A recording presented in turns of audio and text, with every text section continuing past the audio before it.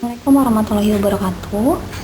Hari ini kita akan membahas tentang soal dan pembahasan asesmen kompetensi minimum atau yang biasa disingkat dengan AKM.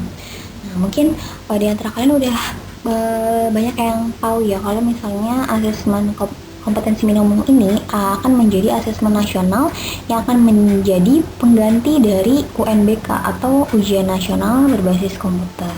Nah, seperti apa sih soal AKM itu? Nah, kita akan bahas ya pada video berikut ini. Ujian nasional akan diganti menjadi sebuah asesmen nasional yang mengukur 3 komponen utama. Jadi di sini ada 3 yang diukur ya. Yang pertama itu adalah asesmen kompetensi minimum atau AKM itu sendiri, yang dia dibagi menjadi 2 bagian, yaitu adalah literasi dan numerasi. Jadi literasi itu adalah semacam kemampuan membaca, menulis ya, atau menganalisis ya sebuah tulisan gitu. Jadi kayak bahasa Indonesianya lah kalau misalnya di ujian nasional itu kan ada bahasa Indonesia. Nah, tapi lebih luas aja nih literasi ini nanti akan mencakup lebih luas, lebih tentang analisisnya sih, analisis dari penulisan. Nah, yang kedua ini tentang numerasi. Numerasi ini adalah kemampuan untuk menganalisis angka-angka. Jadi kembali lagi ke analisis juga. Jadi di AKM ini memang banyak sekali ya soal-soal tentang analisis. Nah, analisis tentang tulisan dan angka gitu. Jadi kalau literasi itu dari nanti dari segi penulisan, dan numerasi ini dari angka-angkanya gitu. Nah, di sini ada juga selain AKM, ada yang namanya survei karakter dan survei lingkungan belajar. Nah, itu survei karakter dan survei lingkungan belajar ini semacam angket gitu. Oke.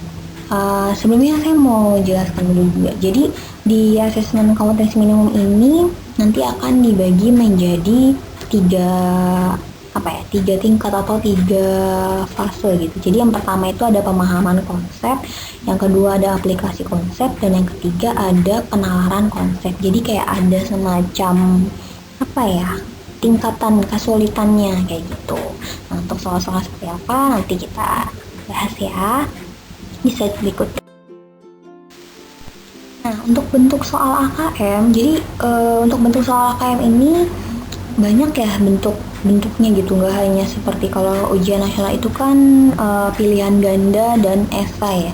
Pilihan ganda misalnya ada 40 soal, nah esainya misalnya 5 soal gitu. Nah, sedangkan kalau AKM ini jadi soal-soalnya itu lebih bervariasi gitu bentuk soalnya.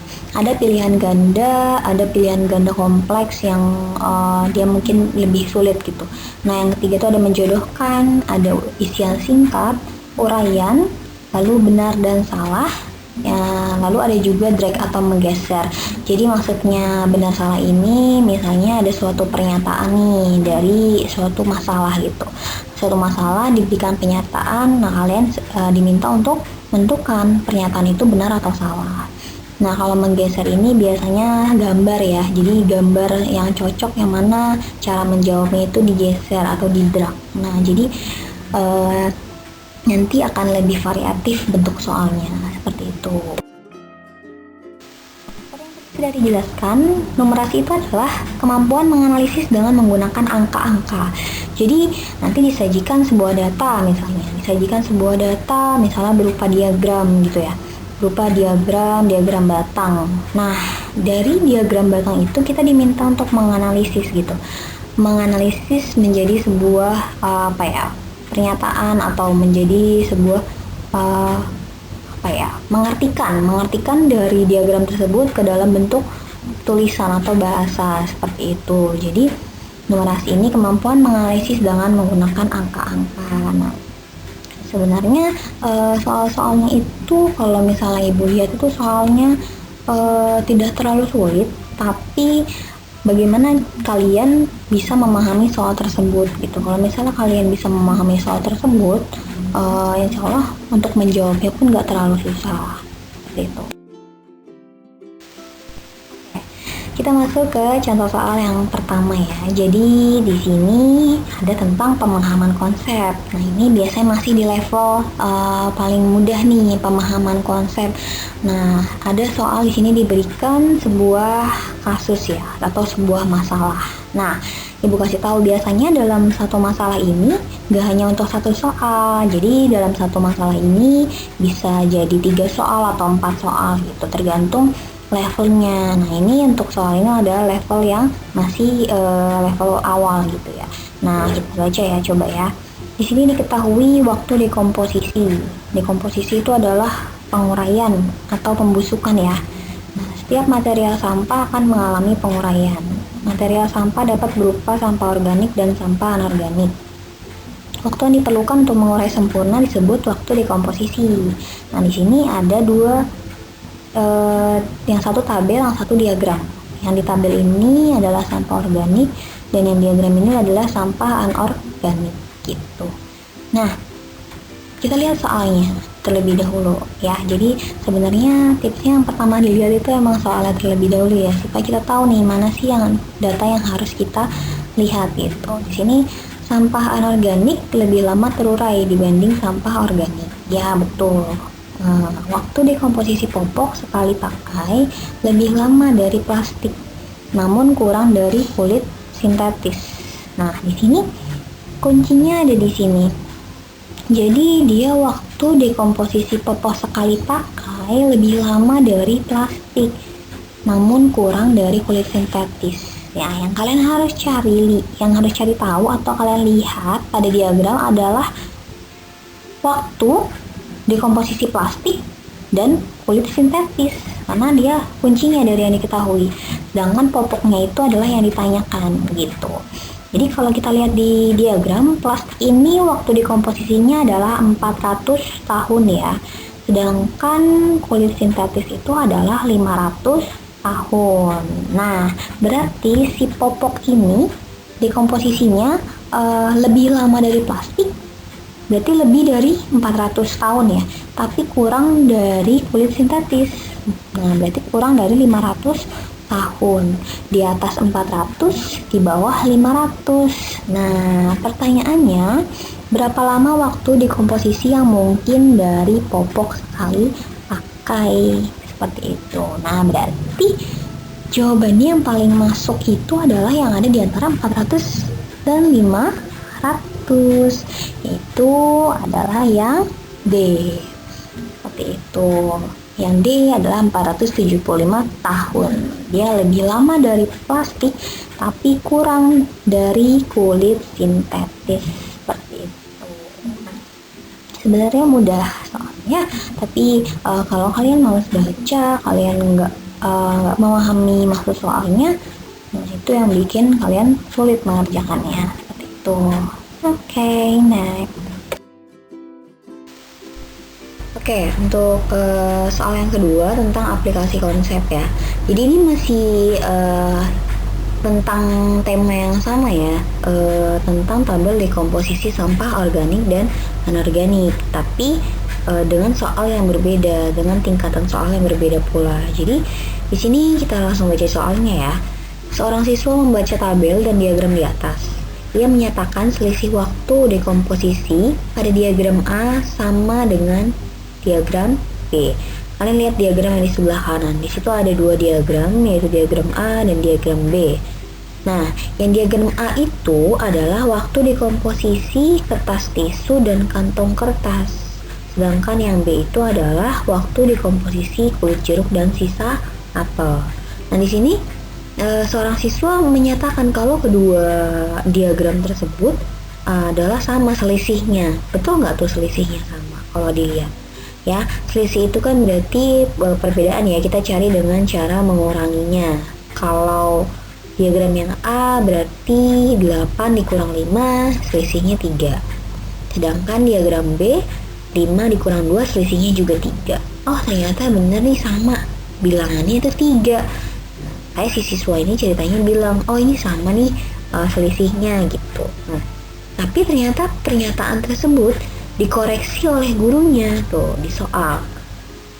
Pernyataan tersebut dikoreksi oleh gurunya, berarti menurut gurunya itu kurang tepat.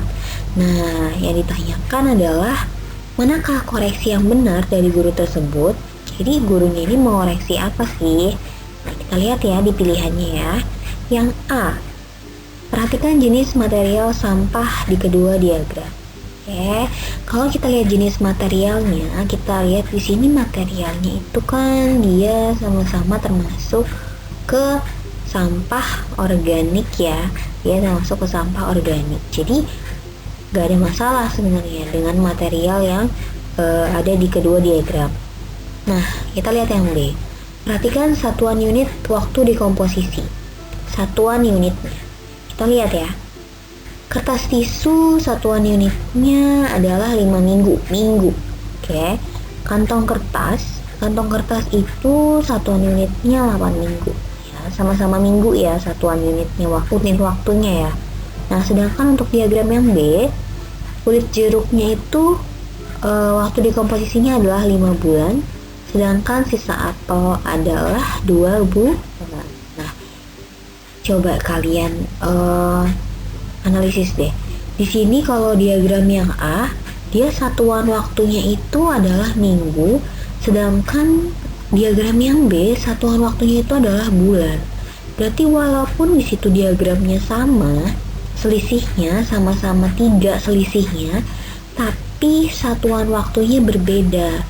Diagram yang A itu adalah 3 minggu, sedangkan diagram yang B itu adalah 3 bulan. Jadi kalau menurut siswa awal itu sama tapi dikoreksi oleh gurunya, nah gurunya bilang perhatikan dulu satuan unit waktu dekomposisinya, karena berbeda berarti dia tidak bisa dianggap sama selisihnya, seperti itu. Oke, hal-hal seperti ini yang sebenarnya gampang, tapi kalau misalnya kita tidak teliti, kita menganalisisnya kurang gitu ya, maksudnya tidak mau mengamati soalnya, nah itu pasti udah bingung duluan, seperti itu. Oke, next. Untuk level ketiga itu ada penalaran konsep. Di sini ya masih tema yang sama ya. Nah, kita baca soalnya dulu. Jadi di sini diminta pilih setuju atau tidak setuju dan ketik penjelasan. Nah, kasusnya gini. Seorang siswa ingin menggabungkan data waktu dekomposisi sampah organik dan anorganik menjadi sebuah diagram batang. Nah, ibu guru tidak menyarankan hal tersebut. Setujukah kamu dengan saran ibu guru? Jelaskan. Nah, jadi di sini ada yang satu tabel ya, sampah organik dan anorganik. Yang satu organik dibuat menjadi tabel, dan yang satu sampah anorganik dibuat menjadi diagram batang. Nah, ada siswa nih ingin menjadikan kedua yang ini tabel dan diagram ini menjadikan satu diagram aja. Nah, tapi ibu guru tidak menyarankan hal tersebut. Setuju gak sih sama saran guru tersebut gitu? Nah, ini pertanyaannya analisis ya. Kalau misalnya setuju kenapa alasannya, kalau nggak setuju juga alasannya kenapa gitu. Nah, jadi ingat yang harus diperhatikan itu adalah informasi yang diketahuinya gitu. Di sini kan yang organik misalnya kulit pisang 6 minggu, kulit jeruk 5 minggu, waktu-waktunya dilihat ya. Satuan waktunya yang tadi kalau di soal sebelumnya itu tentang satuan waktu. Sedangkan yang diagram anorganik itu satuan waktunya tahun gitu. Nah, itu diperhatikan tuh. Jadi apa boleh kalau satuan waktunya berbeda dijadikan satu buah diagram gitu. Nah, itu coba ya next berikutnya pembahasannya. Oke, jadi jawaban yang tepat adalah saran ibu guru. Setuju dengan saran ibu guru gitu. Kenapa? Karena kita tidak boleh menggabungkan waktu dekomposisi sampah organik dan anorganik menjadi sebuah diagram batang karena berbeda waktunya gitu. Walaupun satuan yang dibuat sama, akan terlihat ketimpangan karena yang satunya itu minggu dan bulan, sedangkan yang lainnya itu adalah tahun gitu. Udah gitu ratusan tahun lagi. Jadi akan ada ketimpangan atau perbedaan yang jauh pada diagram batang. Jadi datanya tidak dapat disajikan dengan baik. Nah, kalau rata-rata dekomposisi anorganik kan ratusan tahun, sedangkan yang organik itu adalah bulan atau minggu gitu. Pasti kalau mau dijadiin ratusan tahun itu dijadiin bulan atau minggu, maka akan sangat besar angkanya seperti itu. Nah, Jadi sebaiknya tidak digabungkan ya.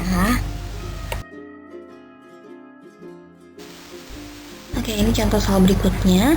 Jadi di sini temanya udah berbeda nih, udah berganti menjadi pedagang beras ya. Jadi kalau tadi kan di komposisi sampah, sekarang pedagang beras. Nah, di sini kita langsung baca soalnya ya. Apa yang ditanyakan gitu. Pada toko beras tersebut, jenis beras yang paling banyak terjual adalah, aduh ini bisa dilihat langsung dari si grafiknya atau diagramnya. Mana beras yang paling banyak terjual gitu. Kalau dilihat dari grafiknya itu kan ada dua jenis ya. Yang satu persediaan itu warna biru, lalu yang terjual itu warna orange. Berarti kalau ditanya yang terjual, kita lihat itu adalah grafik yang berwarna orange. Nah, mana yang paling besar atau paling banyak terjualnya? Itu yang paling tinggi.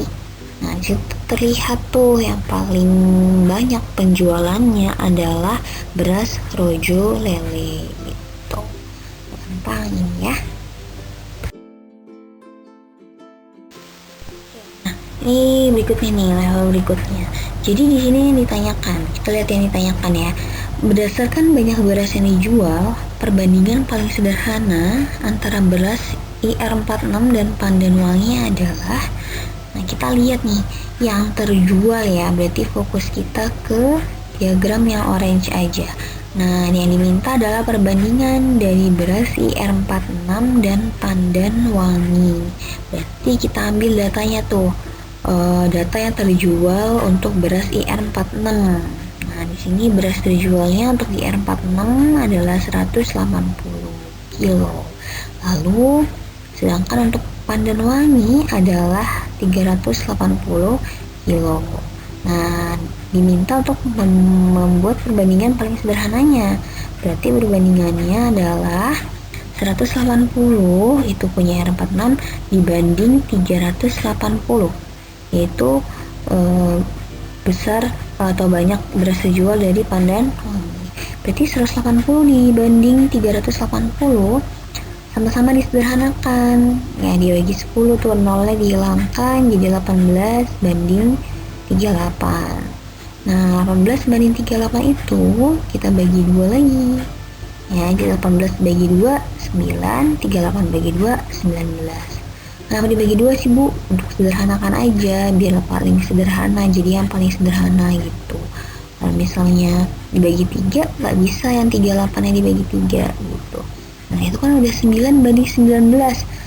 19 itu udah bilangan prima ya, udah nggak bisa lagi dibagi gitu. Berarti udah maksimal perbandingannya, udah yang paling sederhana, yaitu adalah 9 banding 19. Seperti itu untuk beras IR46 dan Pandan Wangi. Nah, ini contoh soal yang lain nih. Ternyata ada jemuran ya di sini ya. Ya, jadi untuk soal AKM ini belum banyak soal-soal yang berhubungan dengan kehidupan sehari-hari ya. Nah, di sini bisa dilihat ya dari tabel. Di sini diminta untuk memilih benar dan salah, benar atau salah pada setiap pertanyaan berikut. Nah, jadi pernyataan ya. Jadi diberikan pernyataan dan diminta untuk menjawab atau memilih benar atau salah si pernyataan tersebut gitu. Nah, kita lihat di sini ada 3 pernyataan ya. Yang pertama, panjang AB sama dengan panjang CD. Itu nggak tuh panjang AB sama dengan panjang CD ya. Kalau misalnya kita lihat dari jemuran tersebut, AB ya, yang berwarna merah ya, AB dan CD itu adalah 2 garis yang sejajar ya, betul nggak?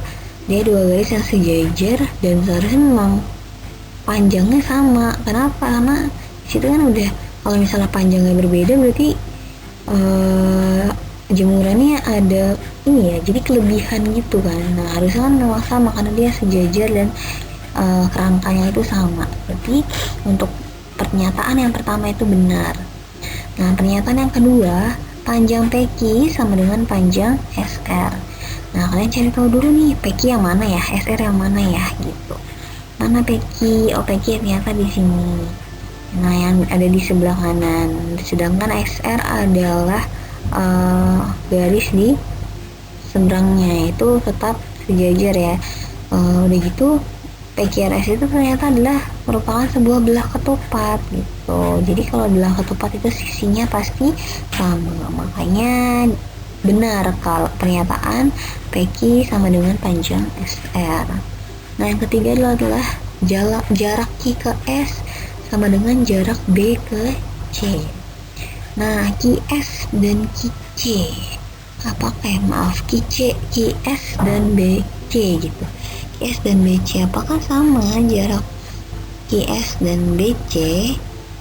Nah, ternyata salah ya, belum tentu sama jarak QS dan BC seperti itu. Nah, itu contoh-contoh soalnya tentang soal numerasi. Jadi sebenarnya nggak susah gitu, tapi memang soalnya ini di break diinfokannya itu atau kadang bentuk pertanyaannya yang kalau misalnya kita nggak baca bener-bener teliti itu bakal kesana itu sulit gitu. Makanya mungkin karena minat membaca yang kalian harus ditingkatkan gitu, supaya kalau menemukan soal-soal analisis seperti ini tidak langsung menganggap ini sulit gitu. Jadi harus dibaca dulu, dipahami soalnya. Nah, ketika sudah memahami soalnya, insya Allah kerjainnya tuh nggak susah gitu ya. Jadi ini kurang lebih gambaran aja sih, gambaran dari soal-soal untuk AKM gitu ya, akan diujikan di AKM ya, terutama untuk tingkat SMA sederajat seperti itu. Oke, nah next kalau misalnya ada soal-soal lain bakal ibu jelaskan kembali ya.